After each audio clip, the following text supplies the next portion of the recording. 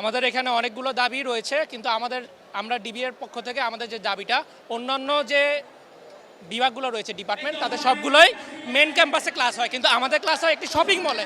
আমাদের আরেকটি দাবি হচ্ছে আমাদের ডিপার্টমেন্ট নিয়ে, ডিবিএ ডিপার্টমেন্টের সবগুলো ডিপার্টমেন্টে আপনার ইউপির মধ্যে ক্লাস হলেও আমাদের ক্লাসে শপিং মলের মধ্যে, যেটি আমরা বৈষম্যের শিকার হচ্ছি। সেই সাথে আমাদের বর্তমানে জানেন বাংলাদেশ ভূমিকম্প রিস্কিদের রয়েছে, কিন্তু আমাদের বেসমেন্ট 2তেও ক্লাস হচ্ছে উইদাউট এনি সেফটি।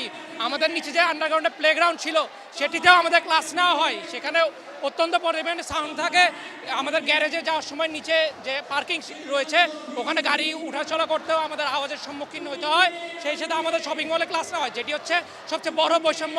আমরা এই বৈষম্যের বিরুদ্ধে, এই অথরিটির বিরুদ্ধে আন্দোলন করছি এবং এই সাথে কোনো থার্ড পার্টি জড়িত নয়। আমরা দেখতে পেয়েছি ইদানিংকালে সোশ্যাল মিডিয়াতে বিভিন্ন টিচারের পক্ষ থেকে আমাদেরকে বিভিন্ন ট্যাগিং দেওয়া হচ্ছে। আমরা বলতে চাই এটি শান্তিপূর্ণ আন্দোলন এবং শিক্ষার্থীদের আন্দোলন। আপনারা দেখতে পাচ্ছেন প্রতিটি শিক্ষার্থী খুবই শান্তিপূর্ণভাবে তাদের আন্দোলনগুলো পেশ করছে এবং আমাদের দাবি একটাই, বর্তমানে যে দাবিটি আমরা বিসির পদত্যাগ চাই, এই বিসি আমাদের দাবি দেওয়া রক্ষা করতে পারেনি। ধন্যবাদ। ক্লাসটা তো আসলে আমাদের মেন দাবিগুলো আদায় করার জন্য আমরা দাবি আদায়ের জন্য আন্দোলন করতেছি, কিন্তু ওনারা ইলজিক্যাল ক্লাস বন্ধ করে দিয়েছে, তাও আবার একটা নির্দিষ্ট সময়ও বলে নেই, বলে দিচ্ছে বন্ধ মানে বন্ধ। আমাদের মেনলি দাবিটা হলো যৌক্তিক।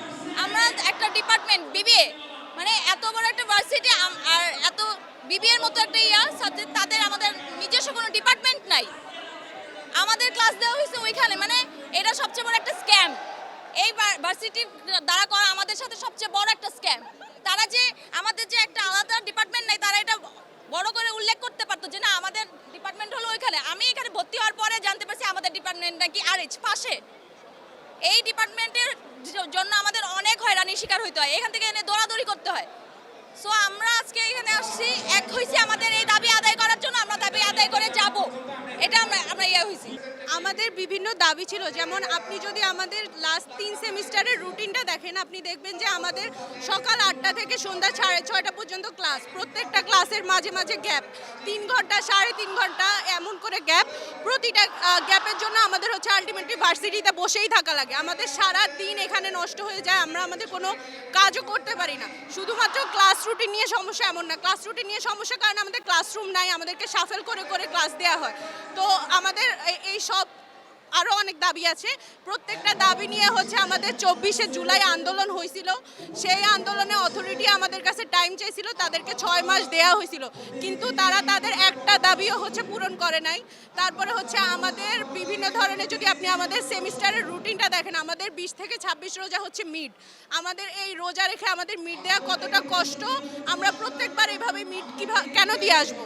তারপরে আমাদের হিন্দু ভাইদের যে পূজা, ওদের পূজা আমরা জানি যে ষষ্ঠী থেকে, সাধারণত স্কুল কলেজ সবগুলোই হচ্ছে ষষ্ঠী থেকে দশমী পর্যন্ত বন্ধ দেয়, কিন্তু আমাদের ইউনিভার্সিটিতে মাত্র 2 দিন বন্ধ দেয়।